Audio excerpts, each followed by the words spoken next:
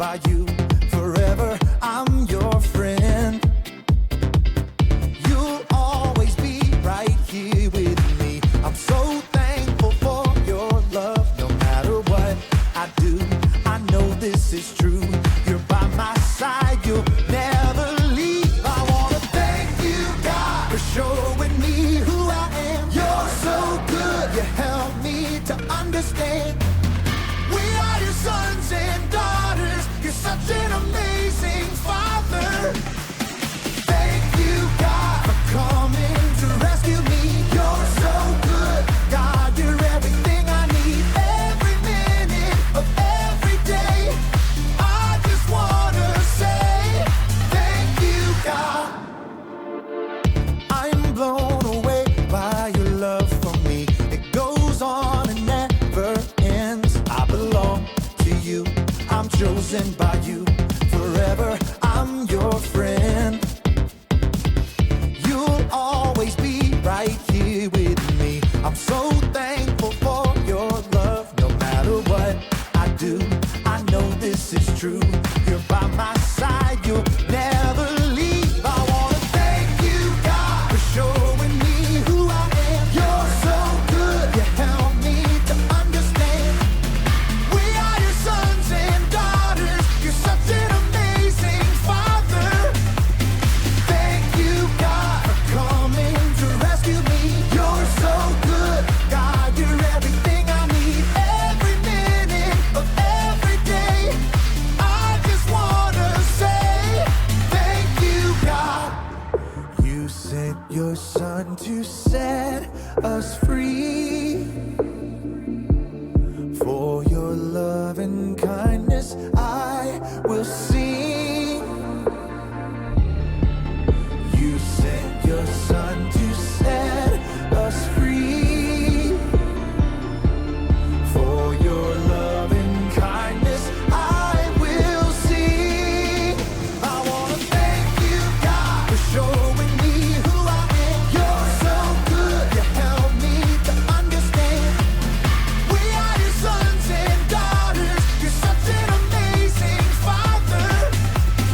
Thank you, God, for coming to rescue me. You're so good, God, you're everything I need. Every minute of every day, I just wanna say thank you, God. Welcome to Story Lab. This week, we're talking about humility, while we take a look at the story of a really unusual breakfast.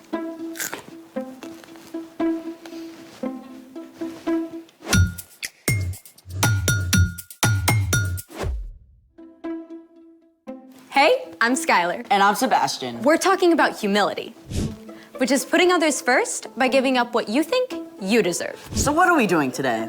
This. Taking out the trash. Take a look inside. Okay. Hold on. I feel like I'm doing surgery.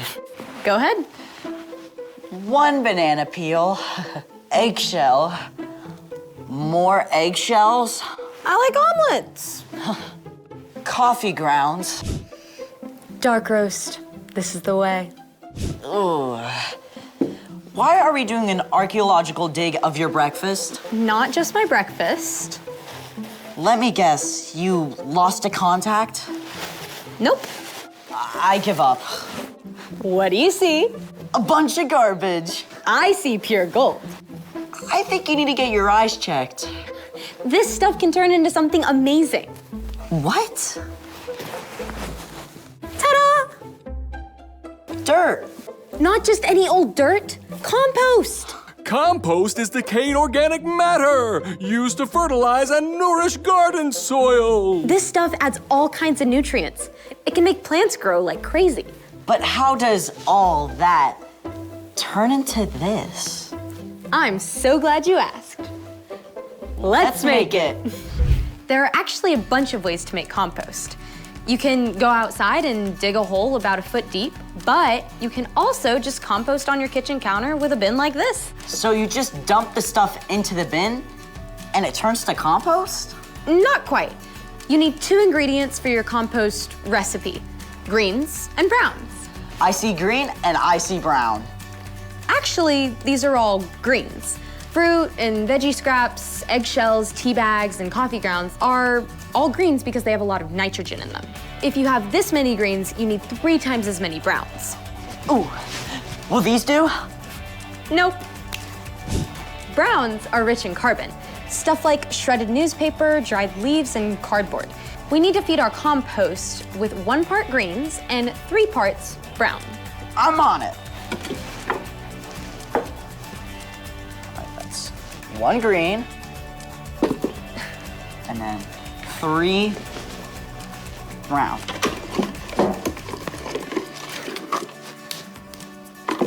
There we go. Now we keep doing that, right? Yep. 2 2. and 3. And then we need 1 of this. Yes. Well, it is basically garbage. That's it? Pretty much. You can feed your bin greens and browns, and with the right balance of carbon and nitrogen, it'll help it decompose quickly. And it also helps to turn it over every few days. What a cool way to turn something no one wants into dirt. Really helpful, awesome dirt. There's more than one way to make something good out of something not. It's time for... The story before the story. Today, we're in John, the 4th book in the New Testament. But before John, in the very beginning, out of a deep, deep love, God made an amazing world. But when people turned away from God, the world was broken. God made a plan to draw people back into relationship. So at the right time, God sent his very own son, Jesus, to come live among us. When Jesus grew up, he traveled from town to town, teaching and healing. But the religious leaders made plans to get rid of him. Jesus was crucified on a cross and died. But early Sunday morning, Jesus returned to life. Lots of his friends saw him. Which is where our story starts. Take it away. Hey everyone, I'm Chloe. Hey, Chloe. After Jesus defeated death, he appeared to Mary Magdalene and then to his closest friends, and lots of other followers too. We can only imagine how amazed and overjoyed they were, and how many questions they had, especially Peter. I said 3 times I didn't know Jesus. Is he angry with me? Does he still want me to be his friend? It was true. The night before Jesus was crucified, Peter had promised he would die before denying Jesus. Where I am going, you can't follow now, but you will follow me later. Lord, why can't I follow you now? I will give my life for you. Will you really give your life for me? Before the rooster crows, you will say 3 times that you don't know me. Within hours, Jesus was arrested. Many of Jesus' friends had fled, but Peter followed behind, trying to remain unnoticed. As Jesus was questioned by the high priest, Peter stayed outside, warming himself by a fire. A servant girl questioned him. You aren't one of Jesus' disciples too, are you? Peter was cold and scared, so he let fear take over. I am not. 2 more times, Peter denied knowing Jesus. Then, a rooster crowed, just as Jesus had said, and Peter realized the terrible thing he had done. That had only been a short time before. Even though Jesus was now alive again, Peter wasn't sure what Jesus thought of him. So, Peter did what he often did when something was bothering him. He gathered a few friends and went fishing. All night long, they threw out their nets, but by early morning, they still hadn't caught a single fish. As they returned to shore, they saw a lone figure standing there. Friends, don't you have any fish? No. Throw your net on the right side of the boat. There you will find some fish. That makes 0 sense. Even though it seemed ridiculous, Peter gave it a try. And within moments, the net was so full of fish, they couldn't even pull it onto the boat. It's Jesus. In his excitement, Peter forgot his worries and splashed as fast as he could toward Jesus. When he reached the shore, Peter found that Jesus had already cooked fish over a campfire. Come and have breakfast. Jesus offered the fish and some bread to Peter and his friends. The last time they had eaten together was the night Jesus died. But so much had happened since then. They may have been quiet as they ate, wondering how things would be different now. When they finished breakfast, Jesus called Peter aside. Maybe they took a walk on the beach. I bet Peter's heart was pounding fast. This is it. Peter, do you love me more than these others do? This was not what Peter expected. He took a deep breath and answered. Yes, Lord. You know that I love you. Feed my lambs. Now, let's be clear. There were no sheep on the beach. Jesus didn't mean for Peter to take some lambs out into a field of green grass. But many times, Peter had heard Jesus call himself the Good Shepherd, while the people around him were like sheep. Jesus wants me to take care of the people who follow him.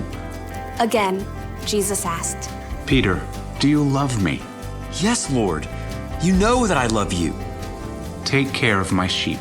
Peter was getting anxious again. Why had Jesus asked a second time? Didn't Jesus believe him? A third time, Jesus asked. Peter, do you love me? Lord, you know all things. You know that I love you.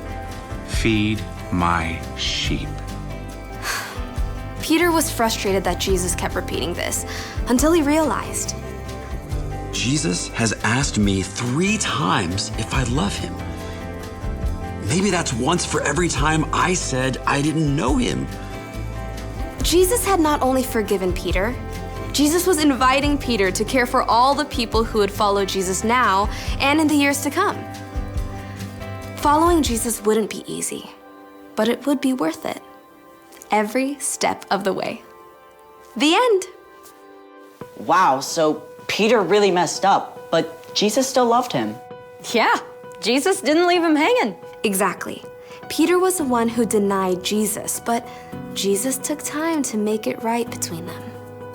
So, what's our part in this story? Well, if someone wrongs you, it's super easy to stay mad.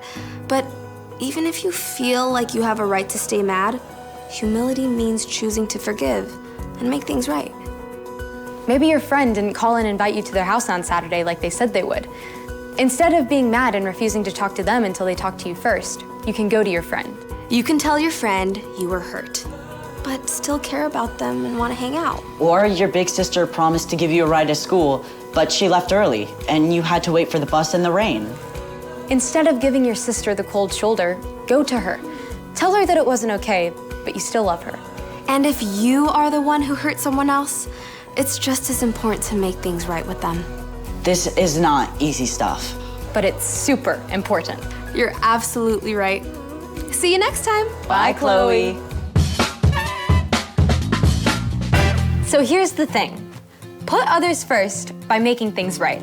Got it. Do you think Peter and Jesus composted their breakfast leftovers? No idea. Hold on a sec. All right. She looks hungry. Apple core? Nom, nom, nom, nom, nom, nom, nom, nom, nom. Thank you. Thanks for joining us in the Story Lab. See you next time.